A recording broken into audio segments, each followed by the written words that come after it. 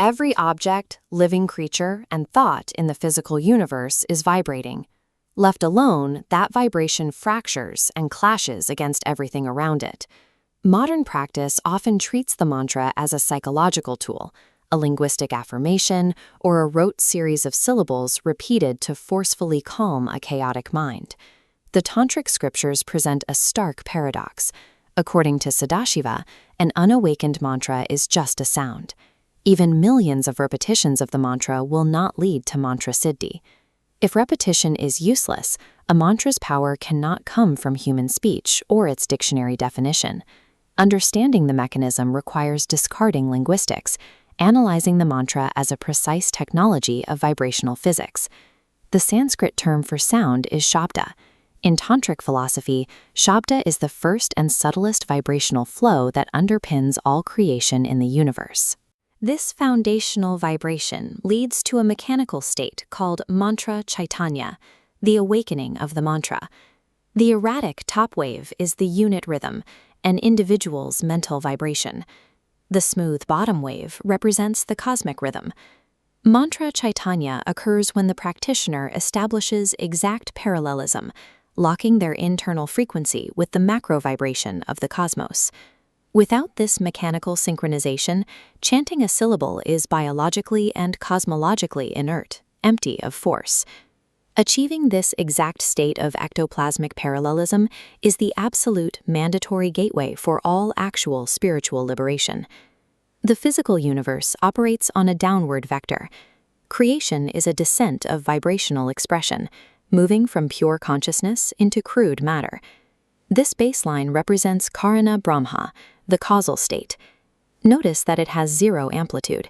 It is a purely subjective, blissful state, free of external expression or objective clash.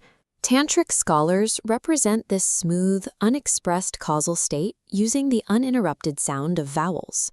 As vibration finds a medium, the baseline shatters into multiple colliding frequencies. This is Karya Brahma, the expressed universe, defined by troughs, crests, and objective friction. Consonants represent this clashing, diverse state.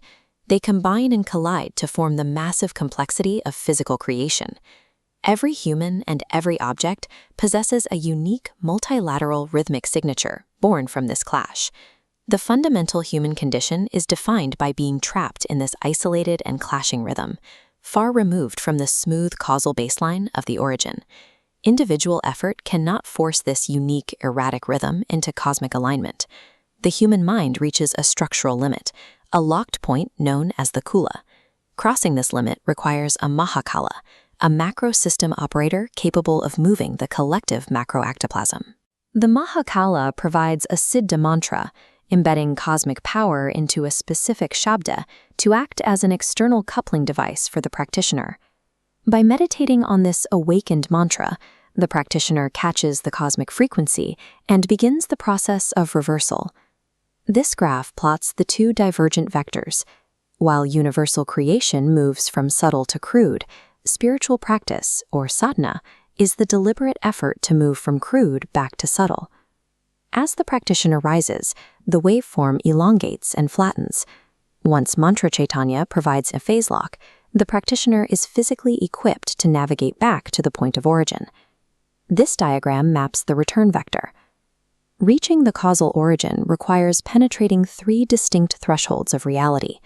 The outermost ring represents the vibrational faculty, the ocean of creation. This is the realm of mundane, clashing worldly sounds and involvements. Breaching this outer shell requires the technology of shravana, or active hearing.